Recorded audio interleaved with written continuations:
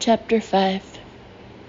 That night felt like the longest and most terrible the Baudelaire orphans had ever had, and they'd had plenty. There was one night shortly after Sunny was born that all three children had a horrible flu and tossed and turned in the grasp of a terrible fever, while their father tried to soothe them all at once, placing cold washcloths on their sweaty brows. The night after their parents had been killed, the three children had stayed at Mr. Poe's house and had stayed up all night, too miserable and confused to even try to sleep. And of course they had spent many a long and terrible night while living with Count Olaf.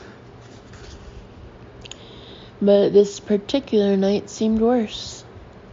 From the moment of Monty's arrival until bedtime, Stefano kept the children under his constant surveillance, a phrase which here means kept watching them, so they couldn't possibly talk to Uncle Monty alone and reveal that he was really Count Olaf.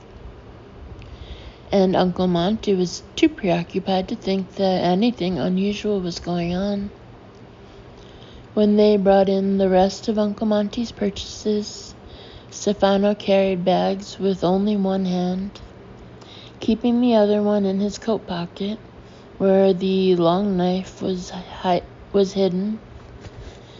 But Uncle Monty was too excited about all the new supplies to ask about it.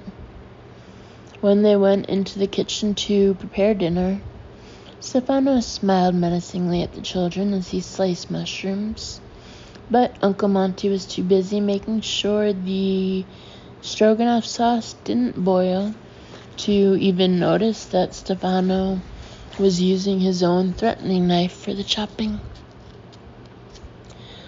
Over dinner, Stefano told funny stories and praised Monty's scientific work, and Uncle Monty was so flattered he didn't even think to guess that Stefano was holding a knife under the table, rubbing the blade gently against Violet's knee for the entire meal. And when Uncle Monty announced that he would spend the evening showing his new assistant around the reptile room, he was too eager to realize that the Baudelaires simply went up to bed without a word. For the first time, having individual bedrooms seemed like a hardship rather than a luxury, for without one another's company, the orphans felt even more lonely and helpless.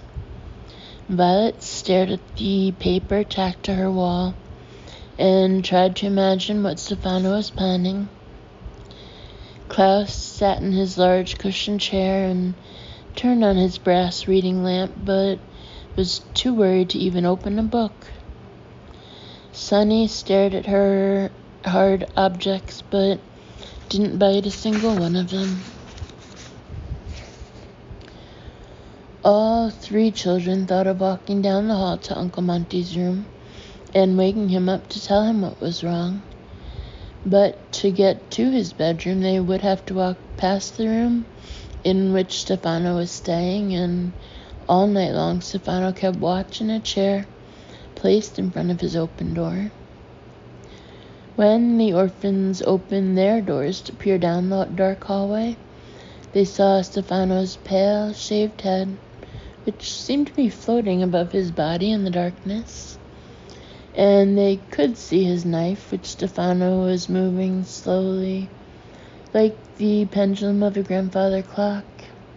Back and forth it went, back and forth, glinting in the dim light. And the sight was so fearsome they didn't dare try walking down the hallway.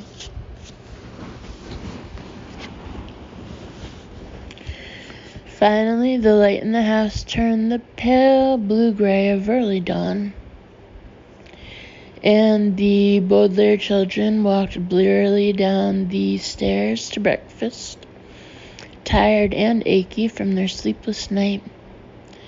They sat around the table where they had eaten cake on their first morning in the house, and picked listlessly at their food. For the first time since their arrival at Uncle Monty's, they were not eager to enter the reptile room and begin the day's work. "I suppose we have to go in now," Violet said finally, putting aside her scarcely nibbled toast.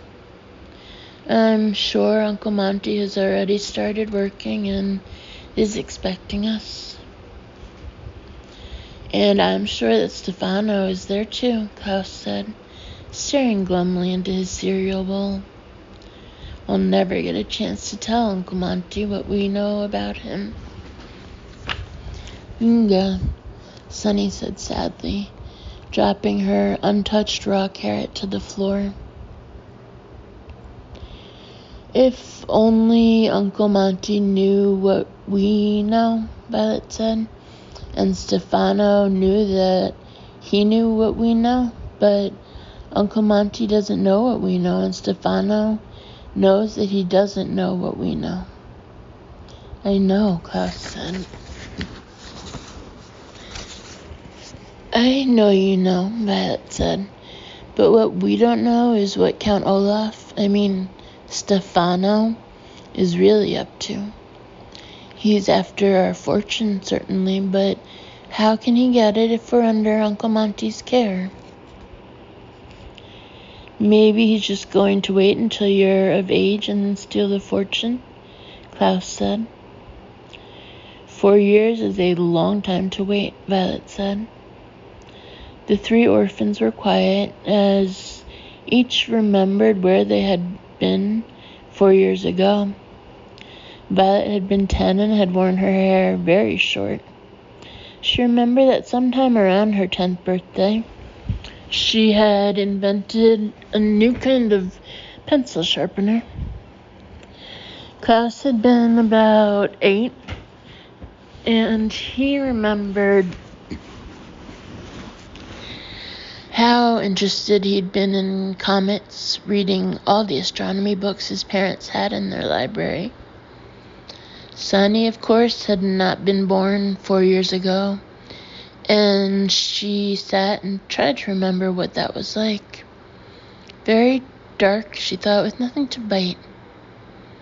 For all 3 youngsters, 4 years did seem like a very long time.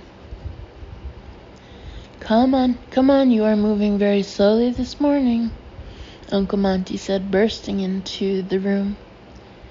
His face seemed even brighter than usual, and he was holding a small bunch of folded papers in one hand. "Stefano has only worked here 1 day, and he's already in the reptile room. In fact, he was up before I was. I ran into him on my way down the stairs.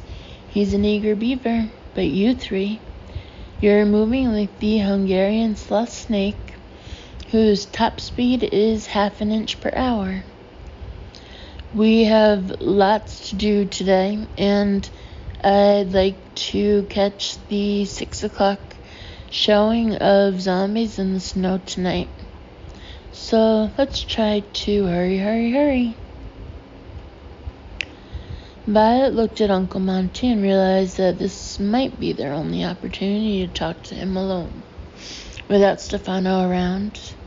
But he seemed so wound up, they weren't sure if he would listen to them. "Speaking of Stefano," she said timidly, "we'd like to talk to you about him."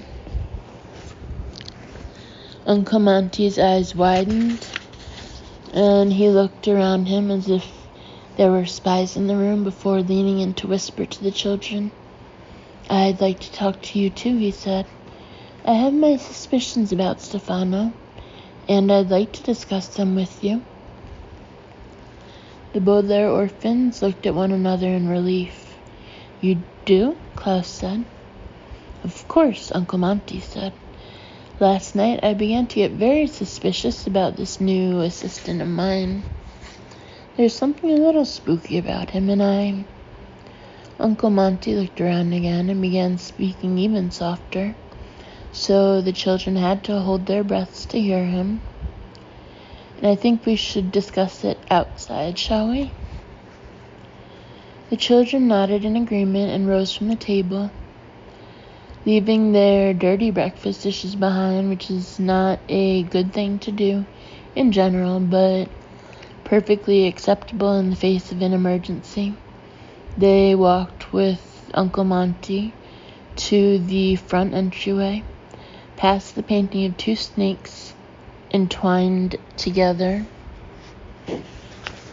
out the front door and onto the lawn, as if they wanted to talk to the snake-shaped hedges instead of to one another.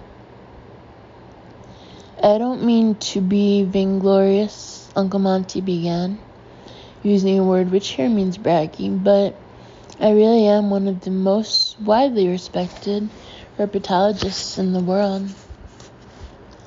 Klaus blinked. It was an unexpected beginning for the conversation. Of course you are, he said, and because of this, I'm sad to say, Uncle Monty continued, as if he had not heard, many people are jealous of me. I'm sure that's true, Violet said, puzzled. And when people are jealous, Uncle Monty said, shaking his head, they will do anything. They will do crazy things. When I was getting my herpetology degree, my roommate was so envious of a new toad I had discovered that he stole and ate my only specimen. I had to x-ray his stomach and use the x-rays rather than the toad in my presentation. And something tells me we may have a similar situation here. What was Uncle Monty talking about? I'm afraid I don't quite follow you, Klaus said, which is the polite way of saying, what are you talking about, Uncle Monty? Last night after you went to bed, Stefano asked me a few too many questions about all the snakes and about my upcoming expedition. And do you know why? I think so, Violet began, but Uncle Monty interrupted her. It is because this man who is calling himself Stefano, he said, is really a member of the Herpetological Society, and he is here to try and find the incredibly deadly viper, so he can preempt my presentation. Do you three know what the word preempt means? No, Violet said, but it means that I think the Stefano is going to steal my snake, Uncle Monty said, and present it to the Herpetological Society. Because it is a new species, there's no way I can prove I discovered it. Before we know it, the incredibly deadly viper will be called the Stefano snake, or something dreadful like that. And if he's planning that, just think what he will do to our Peruvian expedition. Each toad we catch, each venom sample we put into a test tube, each snake interview we record, every scrap of work we do, will fall into the hands of this Herpetological Society spy. He's not a Herpetological Society spy, Klaus said impatiently. He's Count Olaf. I know just what you mean, Uncle Monty said excitedly. This sort of behavior is indeed as dastardly as that terrible man's. That is why I'm doing this. He raised one hand and waved the folded papers in the air. As you know, he said, tomorrow we are leaving for Peru. These are our tickets for the 5 o'clock voyage on the Prospero, a fine ship that will take us across the sea to South America. There is a ticket for me, one for Violet, one for Klaus, one for Stefano, but not one for Sonny, because we are going to hide her in a suitcase to save money. Depot. I'm kidding about that, but I'm not kidding about this, Uncle Monty. His face flushed with excitement, took one of the folded papers and began ripping it into tiny pieces. This is Stefano's ticket. He's not going to Peru with us after all. Tomorrow morning I'm going to tell him that he needs to stay here and look after my specimens instead. That way we can run a successful expedition in peace. But Uncle Monty, Klaus said, how many times must I remind you it's not polite to interrupt? Uncle Monty interrupted, shaking his head. In any case, I know what you're worried about. You're worried what will happen if he stays here alone with the incredibly deadly Viper. But don't worry. The Viper will join us on the expedition, traveling in one of our snake-carrying cases. I don't know why you're looking so glum, Sonny. I thought you'd be happy to have the Viper's company. So, don't look so worried, Bambini. As you can see, your Uncle Monty has the situation in hand.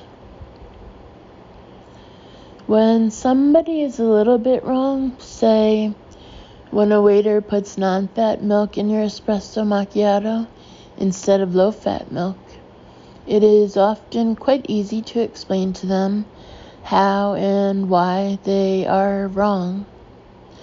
But if somebody is surpassingly wrong, say, when a waiter bites your nose instead of taking your order, you can often be so surprised that you are unable to say anything at all.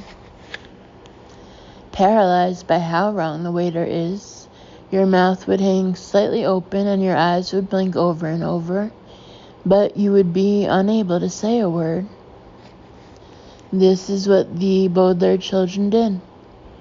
Uncle Monty was so wrong about Stefano in thinking he was a herpetological spy rather than Count Olaf that the three siblings could scarcely think of a way to tell him so.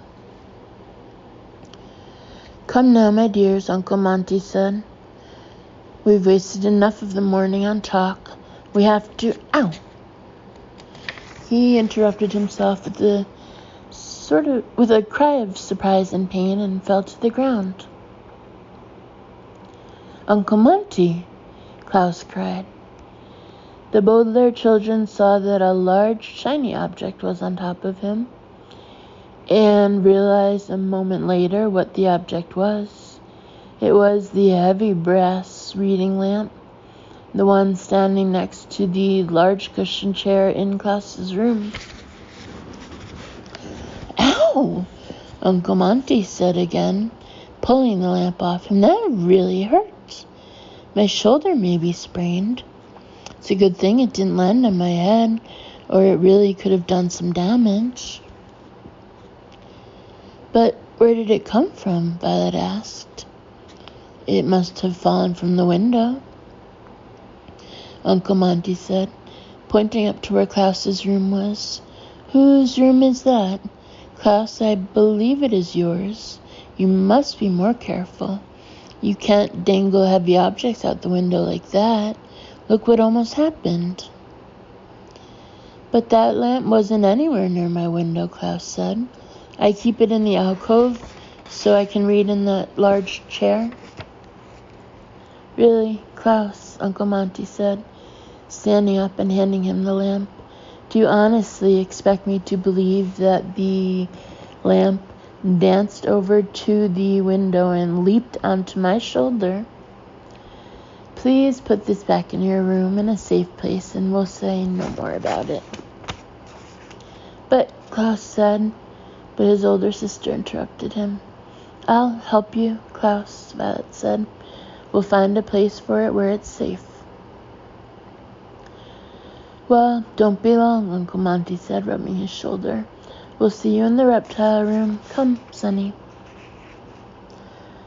Walking through the entry hall, the four parted ways at the stairs, with Uncle Monty and Sonny going to the enormous door of the reptile room, and Violet and Klaus carrying the heavy brass lamp up to Klaus's room.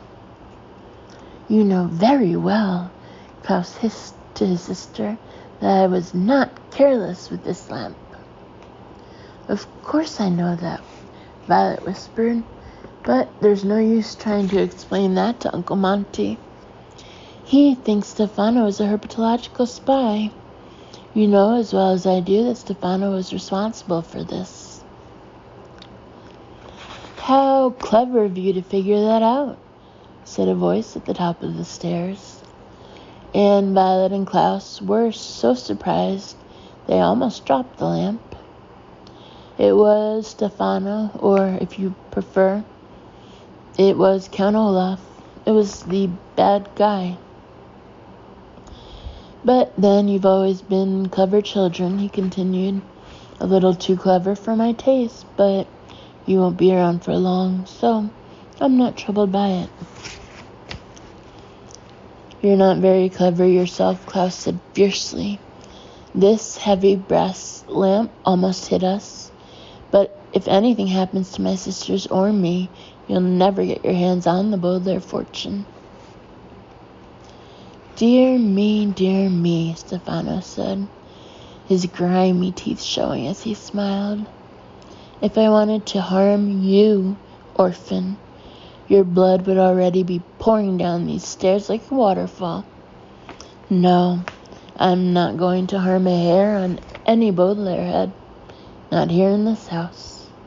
You needn't be afraid of me, little ones, until we find ourselves in a location where crimes are more difficult to trace. And where would that be? Violet asked. We plan to stay right here until we grow up. Really? Stefano said in that sneaky voice. Why, I had the impression we were leaving the country tomorrow. Uncle Monty tore up your ticket, Klaus replied triumphantly. He was suspicious of you, so he changed his plans, and now you're not going with us. Stefano's smile turned into a scowl, and his stained teeth seemed to grow bigger. His eyes grew so shiny that it hurt Violet and Klaus to look at them. I wouldn't rely on that, he said, in a terrible voice. Even the best plans can change if there's an accident. He pointed one spiky finger at the brass reading lamp. And accidents happen all the time.